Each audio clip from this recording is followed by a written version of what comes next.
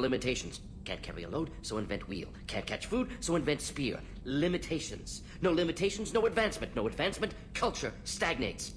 Works other way, too. Advancement before culture is ready. Disastrous. Saw it with Krogan. Uplifted by Salarians. Disastrous. Our fault. You blame the Salarians for what the Krogan did? Yes. Like giving nuclear weapons to cavemen. Krogan unprepared for spaceflight, technological advance. Krogan could have evolved alone, worked out aggression, been ready to use new tech responsibly. Instead, Salarians came, disrupted Krogan culture, used Krogan as blunt instrument against Rachni. Short-sighted. Foolish.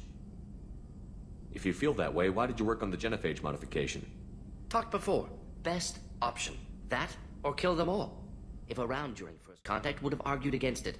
Wasn't there then. Do what I can. Thanks for sharing what you've learned, Mordin. Proud to be here, Shepard. Thank you for including me.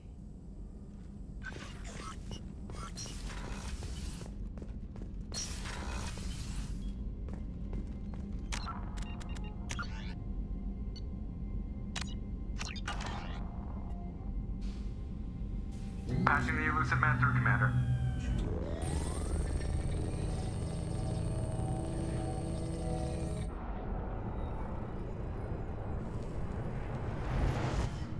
Shepard, we caught a break. I intercepted a distress call from a Turian patrol. They stumbled onto a collector ship beyond the Corliss system. The Turians were wiped out, but not before they crippled the collector vessel. I need you to board that ship and get some hard data on the collectors. Find us a way to get to their...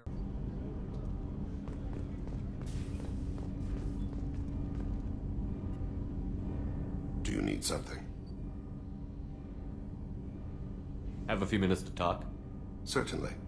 We haven't had a chance since I joined. When we met you, you said you were dying. Yes. I thought you'd want to know more. You don't have to worry about the rest of the crew. My illness is not communicable, even to other Drell. It's called Keprel syndrome. Are you gonna be alright until the end of the mission? I should be fine for another 8 to 12 months. The more time I spend in humid environments, the faster it progresses. I think it's safe to say that by the time my body is incapacitated, we'll be victorious. Or dead. Either way, I won't be a burden to you. What exactly is the problem? My people are native to an arid world. Most of us now live on Kaje, our homeworld. It's very humid and rains every day. Our lungs can't deal with the moisture. Over time, the tissue loses its ability to absorb oxygen. It becomes harder to breathe. Eventually, we suffocate. Can't they do something about that? The Hanar have funded a genetic engineering program. They should be able to adapt us. The project has only been running for a few years. I don't believe my body will still draw breath by the time it bears fruit. Then don't live on Kaje, or use breathers. Drell have a close relationship with the Hanar. We rely on each other. The best we can do is keep our homes very dry inside.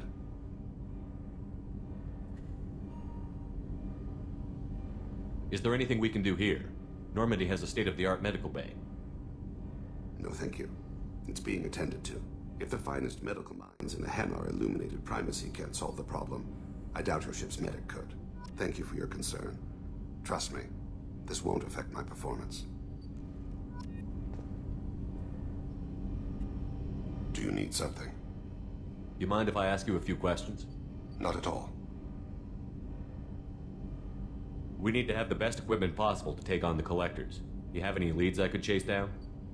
My old contact network often located rare equipment for me. Would you like me to get in touch with them? Let's see what they've got.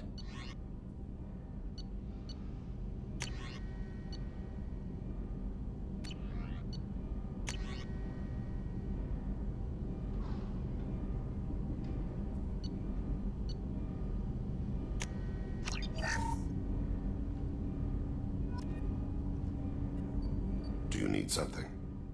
You mind if I ask you a few questions? Not at all. The Drell live on the Hanar homeworld, don't they? Yes. I know many think the Han are difficult to understand. It's just that they're very formal with those they don't know. We know them quite well. If you ever get close enough to a Hanar that they tell you their soul name, you would find them warm. I thought that Hanar only let very close friends know their soul name. Most of my commissions were for Hanar. I grew close to my regular contacts. Soul names tend to be poetic. A Hanar known for its cynicism might take a name that means illuminates the folly of the dancers. Hanar talk using bioluminescence. That's more of an obstacle than their politeness. True. Many Drell have had their eyes genetically modified to perceive their higher frequency flashes. I had the treatment. I can't tell the difference between a dark red and black, but I can see ultraviolet light as a silver color.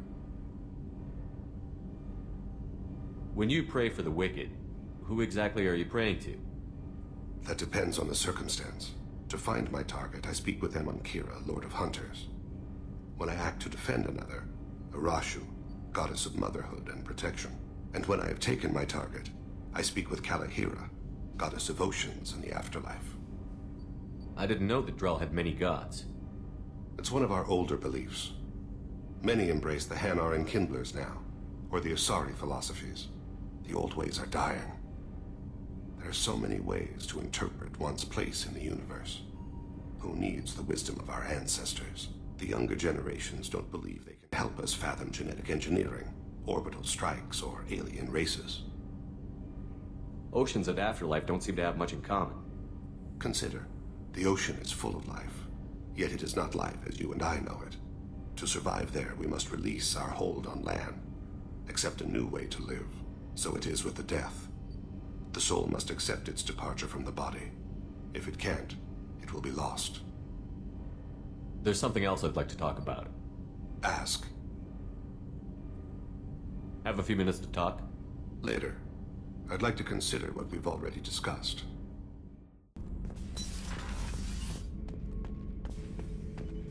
Shepard.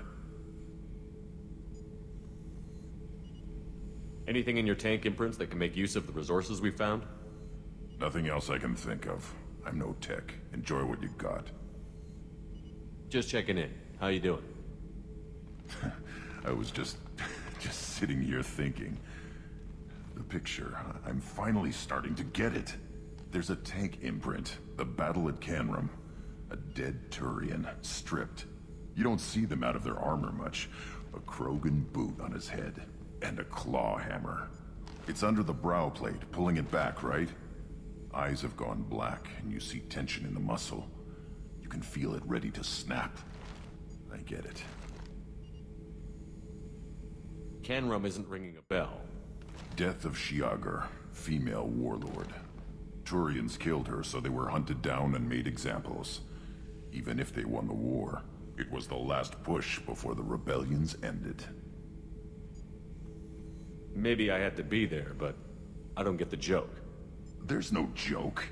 It's just great. It's a Turian, and he's being torn apart for what they did. I felt nothing before, but now I get it. It was a good fight. The enemy was destroyed to punish them all and send a message. I get it. I hate Turians. I thought you'd be glad. Don't start anything with Garrus. I won't have trouble on my ship. I don't hate Garrus. I hate the Turians. Garrus is just one Turian, and he's your clan. No point in ripping his face off unless he turns on me. It's hate, but it's mine. Okeer was blind, and he tried to make me the same. But thanks to you, I have a clan. I'm starting to see why I should care. Anyway, I'm still figuring where I fit, but it made me laugh. Nothing else really on my mind, Shepard. Shepard. Just checking in. How you doing? Humans talk too much. Like the tank. Come back later. That's all for now. Shepard.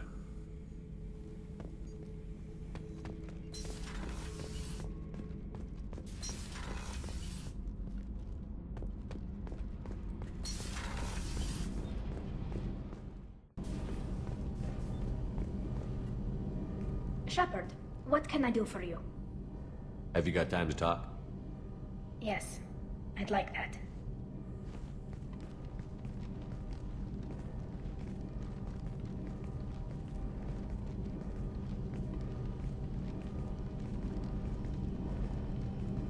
I've been thinking about the last time we talked. I'm sorry. I was unprofessional, and I wasn't thinking rationally. I was being stupid and selfish. You've never been selfish. If anything, you spent too much time thinking of the fleet and not enough thinking of yourself. That might be true for humans, but Quarians are different. We can't just... We have to think of other people, always. If we don't think about the needs of the whole crew, people could get hurt. Maybe even killed. You deserve to be happy with someone. I can't do that. No matter how much I could get sick, jeopardize the mission. And if you weren't jeopardizing anything? If it were just me, I watched you tear into the Thorian on Veros like a force of nature. Nothing could slow you down. I watched your face as Rex betrayed you. As you did what you had to, I watched you stand strong against everything the galaxy threw at you. I've watched you for so long, and I never imagined you'd ever see past this. Are you saying you could die if we were together? It's always a risk. Maybe the reaction would be minor.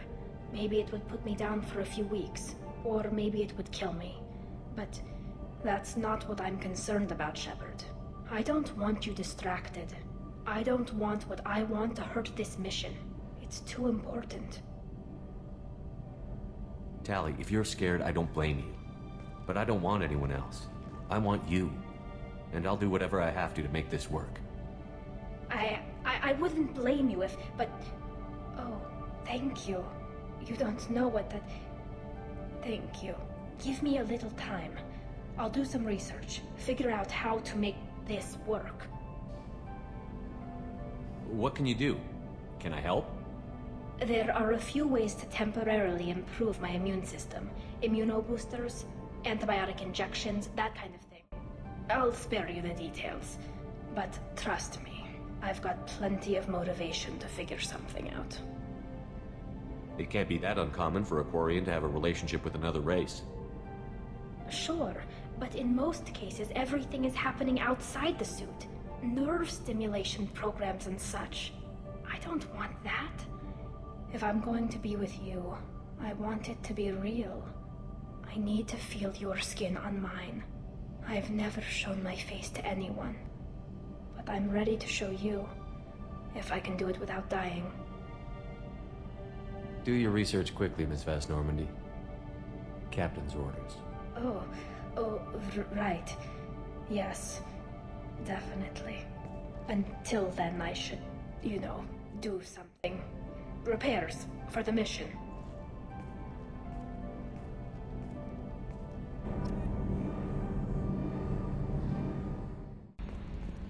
Oh, another dangerous alien aboard, Commander. Thanks. Why can't you collect coins or commemorative plates or something? I assume everything is going well up here? Good for now. Fractured my thumb on the mute, but I think I made my point. What do you think about the people we're picking up? Well, about the ones you went out with last. Jacob is way too nice a guy for the number of ways he knows how to kill people. Grunt is... not a stabilizing element, Commander. It's just my opinion, though. There's really no need to go spreading it around. That's it for now. See you, Commander.